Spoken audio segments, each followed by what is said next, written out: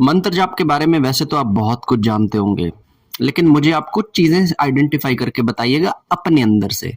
जिस समय आप मंत्र जाप को करते हैं, मुझे एक चीज बताइएगा, वो जो आवाज होती है आपके मानसिक मंत्र जाप की, ये आवाज क्या किसी आदमी की आवाज होती है, या किसी औरत की आवाज होती है, या आपके गुरु की आवाज होती है, या आपकी ही आवाज होती है? ये मुझे कंफर्म करके बताइएगा। दूसरी चीज, क्या आपको पता है कि मंत्र जाप की सिद्धि के लक्षण क्या है? और अगर वो लक्षण आपको आ भी गए तो मंत्र जाप से काम कैसे लिया जाता है, इसके बारे में आपको पता है? तीसरी चीज, मंत्र शक्ति और मंत्र दूत के बारे में आप क्या जानते हैं? क्या आपको पता है कि मंत्र शक्ति कैसे काम करती है और मंत्र दूत कौन होते हैं? चौथी चीज, मंत्र ऊर्जा से किस तरह से अपने चक्रों को खोल दिया जाता है? जिस काम को करने में आप लाखों लोगों को ढूंढ रहे हैं, क्या आपको पता है कि आपके पास जो मंत्र है ये आपके सातों चक्रों को जागृत करने की क्षमता रखता है? लेकिन क्या ये कैसे करता है, क्या आपको इसकी विधि के बारे में पता है? तो ऐसे ही कई सारे अनसुलझे सवालों के बारे में मैं एक सीरीज आप लोगों को देने जा रहा हूं, मंत्र शक्ति के बारे में। ये ज्ञान जो मैं आपको देने जा रहा हूं, ये इतना गहरा ज्ञान है जो आपको अभी तक इंटरनेट पर नहीं मिलेगा। तो अगर आप मेरी इस वीडियो पर नए हैं तो चैनल को सब्सक्राइब करके मेरी वीडियो को लाइक कर लीजिएगा और अपने साधक मित्रों के साथ इसे जरूर शेयर कीजिएगा, क्योंकि मंत्र के तत्वों के बारे में आज तक कभी किसी ने बात नहीं की। मंत्र शक्ति कैसी होती है, कैसी दिखती है, कैसे काम करती है, कैसे काम लिया जाता है, इसके बारे में बहुत सारे लोगों को ये बातें अभी तक नहीं पता है। तो आज मैं पहली बार आपको मंत्र शक्ति के बारे में बताने जा रहा हूं। सबसे पहले मैं अगर शुरुआत करूंगा, मंत्र मतलब के एक ऐसी वाइब्रेशन जो इस पूरे ब्रह्मांड को चलाने की शक्ति को उत्पन्न करती है। जब भी आप वायुमंडल से बाहर जाएंगे तो हमारे ब्रह्मांड की एक गति है, हर एक तत्व की एक गति है, और गति जब होती है तो एक ध्वनि उत्पन्न होती है। अगर आप कभी गूगल पर सर्च करके देखें कि ब्रह्मांड में किस तरह की आवाजें आती हैं, तो आपको अनलिमिटेड ओम क्या नाद आपको सुनाई देगा। आपको यही सुनाई देगा कि पूरे ब्रह्मांड के अंदर एक नाद बजता रहता है, और ये है कॉन्टिन्यूटी से चलने वाला ओम का नाद। ये जो नाद है ये एक कंपन है। ये जो कंपन है ये समस्त ब्रह्मांड को रन कर रहा है, एक टाइमलाइन को चला रहा है। मंत्र अपने अंदर एक ऐसी वाइब्रेशन को कैरी करता है जो वैसे तो सूक्ष्म है लेकिन स्थूल चीजों को हिला देने की क्षमता रखता है। अब आप कहेंगे कि मंत्र से स्थूल चीजें कैसे हिला सकते हैं?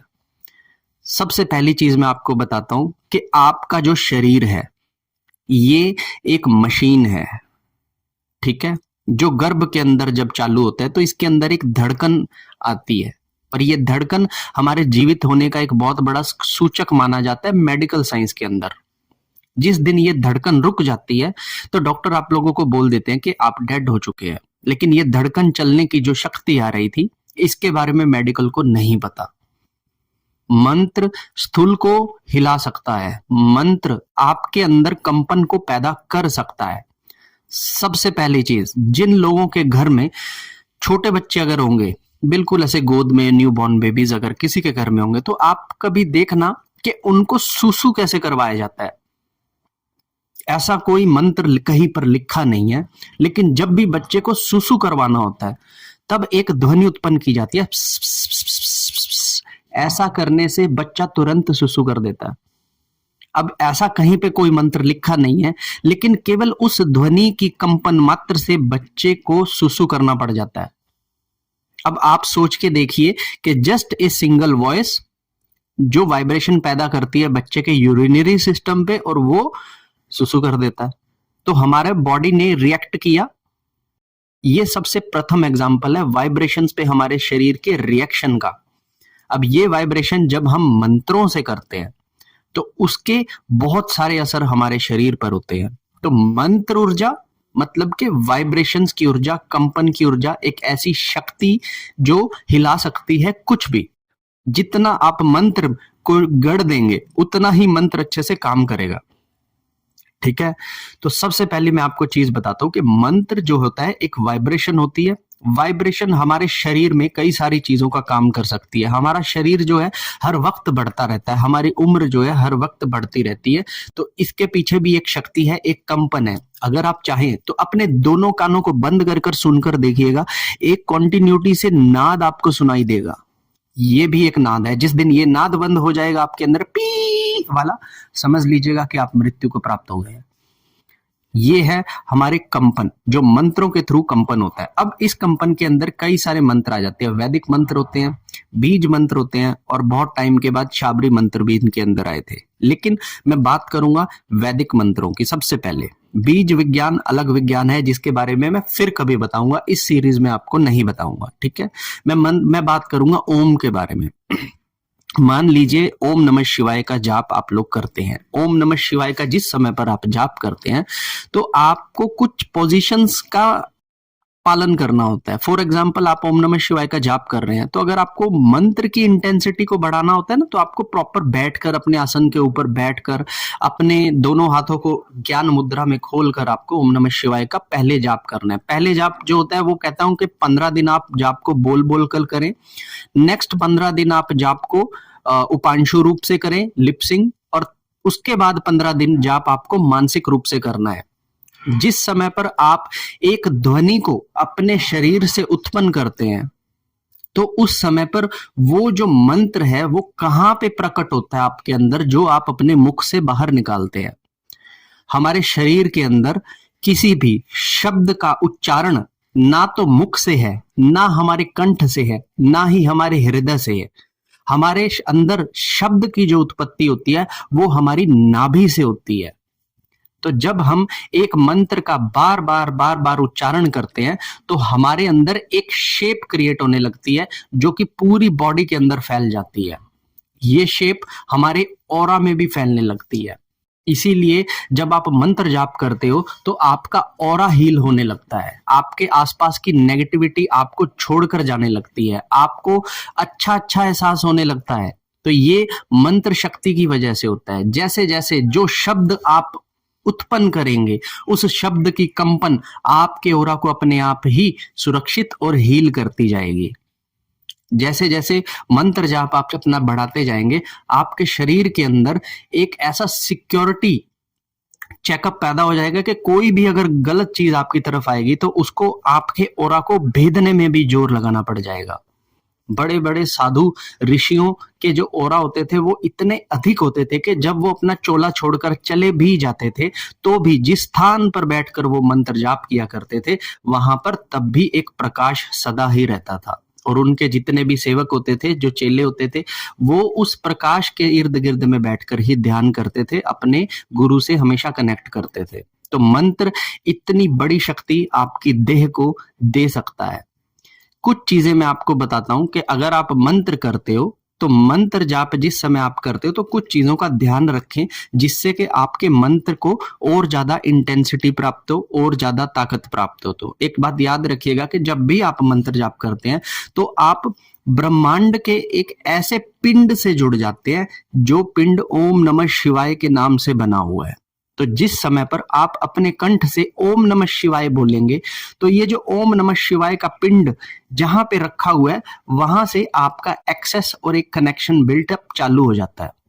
तो कोशिश कीजिए कि जब भी आप किसी मंत्र का जाप करें तो साफ सुथरे होकर, नहा धोकर, अपने आसन पर बैठकर, कमर सीधी रखकर हमेशा जाप करें। कुछ चीजें मैं आपको बता देता हूं जो मंत्र जाप करते समय आपको नहीं करनी होती है। सबसे पहली चीज मैं आपको बता देता हूं कि जब भी आपको मंत्र जाप करना हो तो मंत्र जाप करने से 1 घंटा पहले और मंत्र जाप करने के 1 घंटा बाद ऐसा टाइम निकाल लीजिए जहां पर अपने अंदर से कोई शब्द ना निकालें।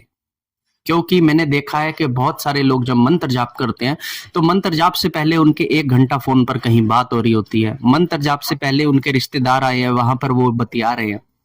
तो कई सारे शब्द जो निकल रहे हैं उसे स्टॉप कीजिए, अपने अंदर से शब्दों को ना निकलने दीजिए मंत्र जाप से 1 घंटा पहले और मंत्र जाप के 1 घंटा बाद। दूसरी चीज, आप जिस समय पर मंत्र जाप कर रहे हैं या किसी भी नए मंत्र का जब भी उच्चारण कर रहे हैं तो ट्रेंडिंग म्यूजिक सुनने से बचें। ऐसा म्यूजिक सुनने से बचे जो आपके दिमाग में बजता रहता है बार बार। आप जब भी पूजा पाठ करते हैं तो एक तरह से तो वो मंत्र चल रहा होता है, लेकिन दूसरी जगह पर वो ट्रेंडिंग म्यूजिक आपके कानों में बजता है। तो जब भी आप किसी नए मंत्र को जाप करें तो आप गाने सुनना बंद कर दें, आप ट्रेंडिंग म्यूजिक को सुनना बंद कर दें, क्योंकि ये चीज हमारे सबकॉन्शियस में बहुत जल्दी ऐड हो जाती है और जब भी हम ध्यान करते हैं ना तो वो गाना ही हमारे पीछे बज रहा होता है ओम नमः शिवाय के साथ में। तो यहां पर आपके मंत्र की इंटेंसिटी कम हो जाती है। तीसरी चीज, जब भी आप मतलब किसी मंत्र को जब भी आप करते हैं तो उस मंत्र को हमेशा लिखा हुआ देखने की कोशिश करें। जैसे मैं अभी ओम नमः शिवाय का अगर मंत्र कर रहा हूं तो मुझे बकायदा मुझे लिखा हुआ इमेजिन होना चाहिए ओम नमः शिवाय, या फिर ओम नमः शिवाय से अगर भगवान शिव का ये मंत्र है तो भगवान शिव को देखते हुए ओम नमः शिवाय मंत्र का जाप करें। इससे आपके मंत्र की इंटेंसिटी बढ़ती जाएगी। उसके बाद मंत्र जब भी आप अपने अंदर से उत्पन्न करते हैं तो एक वाइब्रेशन उत्पन्न होती है। तो मेक श्योर कि जब भी आप शौचालय में जाएं, जब भी आप वॉशरूम्स में जाएं, तो मन में अपने कभी भी बोलकर या फिर उपांशु रूप से भी उस मंत्र का उच्चारण ना करें, क्योंकि ऐसा करने से जो लिंक आपके और उस मंत्र के बीच में क्रिएट हुआ है वो मैला हो जाएगा और मंत्र की ऊर्जा को खींचने में आपको बहुत समय लगेगा। मेरे पास ऐसे बहुत लोग हैं जो 5-6 साल से मंत्र जाप तो कर रहे हैं, लेकिन उसके बावजूद भी उनके मंत्र जाप में ताकत नहीं आई है। और मेरे पास ऐसे भी लोग हैं जिन्होंने मात्र 2.5-3 महीने के अंदर अपने मंत्र को इतना पका लिया कि अब उन्हें वाइब्रेशन उत्पन्न हो जाती है। तो मंत्र कैसे करना है ये आप पर निर्भर करता है। अगर आप अपने मंत्र को ताकत देना चाहते हैं तो उसे सही रूप से कीजिए, जिस तरीके से मैं आप लोगों को बता रहा हूं। ये पहली वीडियो मैं आपको दे रहा हूं मंत्र के ऊपर, जहां पर मैंने एक बेसिक्स को आपके सामने मैंने बता दिया। अगली आने वाले वीडियोस में मंत्र के मानसिक रूप से किस तरह से चलता है, ये मेल फीमेल की आवाज जो हमारे अंदर आती है मंत्र जाप में, उसके बारे में मैं बात करूंगा। मंत्र शक्ति किस तरह से पावर को डाउनलोड करने में काम आती है, इसके बारे में मैं बात करूंगा। मंत्र शक्ति को किस तरह से चलाते हैं, इनके बारे में मैं बात करूंगा।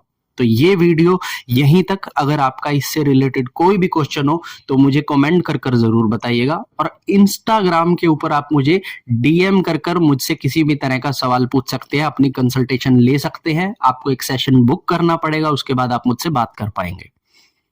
तो अगर आप मेरे चैनल पर नए हैं, वीडियो अच्छी लगी हो तो इसे लाइक कीजिएगा, चैनल को सब्सक्राइब कीजिएगा और अपने साधक मित्रों के साथ ये बेसिक्स जानकारी को जरूर शेयर कीजिएगा। तब तक के लिए हर हर महादेव, जय माता दी।